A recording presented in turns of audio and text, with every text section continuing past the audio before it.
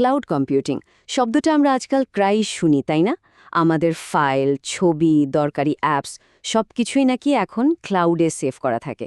কিন্তু এই ক্লাউড জিনিসটা আসলে কি? এটা কি সত্যি সত্যি আকাশের মেঘের মতো কিছু? চলুন আজ এই ব্যাপারটাকে একদম সহজ করে বোঝা যাক। আর এই পুরো ব্যাপারটা বুঝতে আমাদের সাহায্য করবে অধ্যাপক ডক্টর মোহাতারুল ইসলামের শিক্ষা। তার দেখানো পথ ধরেই আমরা ক্লাউড কম্পিউটিংয়ের মতো একটা জটিল বিষয়কে সহজ করে তোলার চেষ্টা করব। তো ক্লাউড জিনিসটা আসলে কি? এর সংজ্ঞাটাই বাকি। চলুন এই ডিজিটাল বিপ্লবের গভীরে যাওয়া যাক। আচ্ছা, এই যে একটা ভারী সংজ্ঞা আমরা দেখলাম, এর মানেটা কি? খুব সহজ করে বললে ক্লাউড কম্পিউটিং হলো ইন্টারনেট ব্যবহার করে কম্পিউটিং সার্ভিস বা সেবা ভাড়া করা। এখানে দুটো শব্দ কিন্তু খুব জরুরি।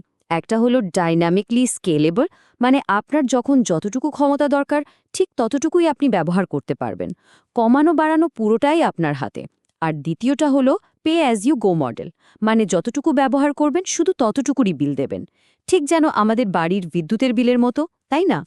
ব্যাপারটাকে আরও সহজে বুঝতে একটা দারুণ অ্যানালজি বা তুলনা ব্যবহার করা যাক।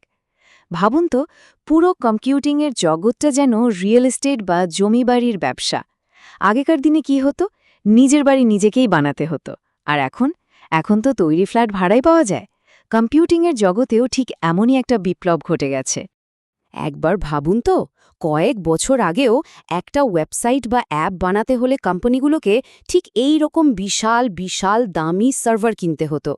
আর শুধু কিনলেই তো হলো না, সেগুলোকে ২৪ ঘন্টা ঠান্ডা রাখা, সেগুলোর দেখাশোনা করা, এর পেছনে যে কী পরিমাণ খরচ আর ঝক্কি ঝামেলা, ভাবা যায়?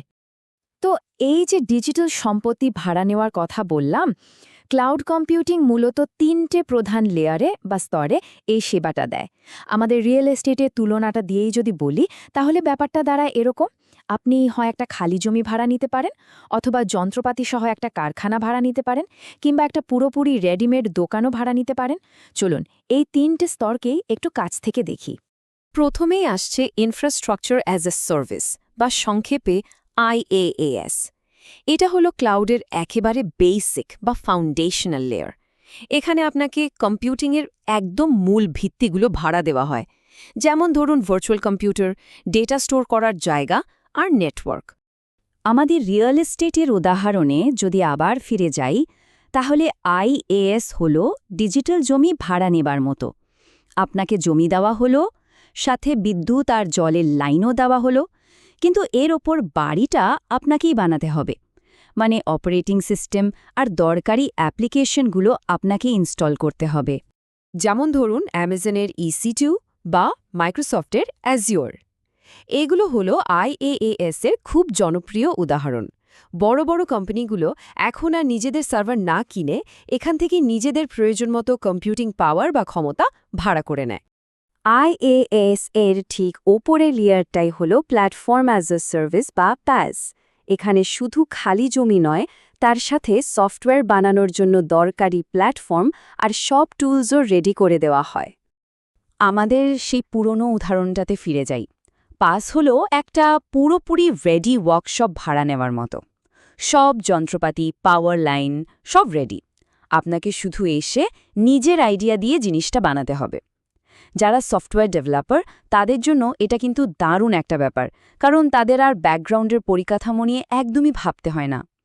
আর একদম টপ লেয়ারে আছে সফটওয়্যার অ্যাজ আ সার্ভিস বা SaaS। এটা আমাদের সবার খুব পরিচিত। এখানে কোনো পরিকাঠামো বা প্ল্যাটফর্মের ব্যাপার নেই, এখানে সরাসরি একটা তৈরি সফটওয়্যার বা অ্যাপ্লিকেশন ব্যবহার করতে দেওয়া হয়। আমাদের রিয়েল এস্টেটের উদাহরণটা দিয়ে বললে, SaaS হলো একটা বড় শপিং মলের ভেতরে একটা রেডিমেড দোকান ভাড়া নেওয়ার মতো। দোকানের ডেকোরেশন, সিকিউরিটি, মেইনটেনেন্স সব কিছু মলের কর্তৃপক্ষ দেখবে। আপনাকে শুধু নিজের প্রোডাক্ট নিয়ে এসে ব্যবসা শুরু করতে হবে।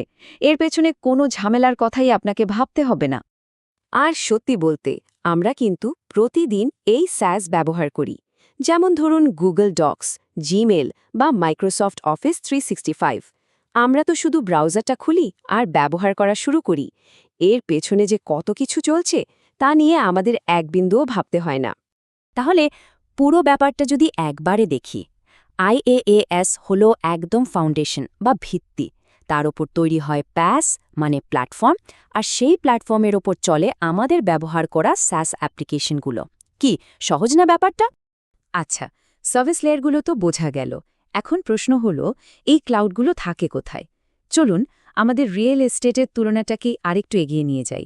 ভাবুন তো, আপনার ব্যবসাটা কি একটা পাবলিক বিজনেস পার্কে হবে, নাকি আপনার সম্পূর্ণ নিজস্ব একটা প্রাইভেট ক্যাম্পাসে? এই যে পাবলিক ক্লাউড, এটাকে ভাবা যেতে পারে একটা শেয়ার্ড বিজনেস পার্কের মতো। এখানে রিসোর্স বা সুবিধাগুলো অনেক কোম্পানি মিলে ভাগাভাগি করে ব্যবহার করে। আর অন্যদিকে প্রাইভেট ক্লাউড হলো আপনার একান্ত নিজস্ব সুরক্ষিত একটা কর্পোরেট ক্যাম্পাস। এর সব কিছুর নিয়ন্ত্রণ শুধু আপনারই হাতে। পার্থক্যগুলো কিন্তু একদম পরিষ্কার। দেখুন, পাবলিক ক্লাউডের মালিক হলো সার্ভিস প্রোভাইডার, যেমন অ্যামাজন বা গুগল, আর এর রিসোর্স সবাই মিলে শেয়ার করে। অন্যদিকে প্রাইভেট ক্লাউড কিন্তু একটা নির্দিষ্ট প্রতিষ্ঠানের নিজস্ব সম্পত্তি, আর তারা নিজেদের প্রয়োজন মতো সেটাকে কাস্টমাইজ করে ম্যানেজও করে। আর একটা মজার মডেলও আছে, যেটাকে বলে হাইব্রিড ক্লাউড। এটা হলো পাবলিক আর প্রাইভেট ক্লাউডের একটা মিশ্রণ। মানে কোম্পানিগুলো প্রাইভেট ক্লাউডের সিকিউরিটিটাও পেল, আবার দরকারের সময় পাবলিক ক্লাউডের বিশাল ক্ষমতা আর কম খরচের সুবিধাও নিতে পারল। এটাকে বলে বেস্ট অফ বোথ ওয়ার্ল্ডস। এতক্ষণ তো আমরা অনেক টেকনিক্যাল ব্যাপার জানলাম, কিন্তু আসল প্রশ্নটা হলো, ক্লাউড কম্পিউটিং কেন এত গুরুত্বপূর্ণ? কেন এটা একটা বিপ্লব? এর আসল ম্যাজিকটা লুকিয়ে আছে এর পে অ্যাজ ইউ গো বা ভাড়া করা মডেলের মধ্যেই। ক্লাউডের সবচেয়ে বড় সুবিধাগুলো কি কি? প্রথমত, খরচ কমে যায় নাটকীয়ভাবে। কোটি টাকা খরচ করে সার্ভার কেনার কোনো দরকারই নেই। খুব ছোট করে শুরু করা যায়, আর ব্যবসার প্রসারের সাথে সাথে যখন যতটুকু দরকার রিসোর্স ততটুকু বাড়ানো যায়। একেই তো বলে স্কেলেবিলিটি। এর ফলে অ্যাপ্লিকেশন ম্যানেজ করাটা অনেক সহজ হয়ে যায়। আর অ্যাক্সেসিবিলিটি, পৃথিবীর যে কোনো জায়গা থেকে যে কোনো ডিভাইস দিয়ে কাজ করা সম্ভব। তাহলে দিন শেষে ক্লাউড কম্পিউটিং আসলে কি? এটা হলো ডিজিটাল রিয়েল এস্টেট ভাড়া করার একটা যুগান্তকারী ব্যবস্থা। একটা সিস্টেম যা আমাদের ব্যবসা করার, শেখার আর একে অপরের সাথে যোগাযোগ করার পদ্ধতিকে পুরোপুরি বদলে দিয়েছে। এখন আসল প্রশ্নটা হলো, এই যে ডিজিটাল জমি আমরা পেলাম, এর ওপর দাঁড়িয়ে ভবিষ্যৎ প্রজন্ম নতুন কি তৈরি করবে? সম্ভাবনাটা কিন্তু সত্যিই অসীম।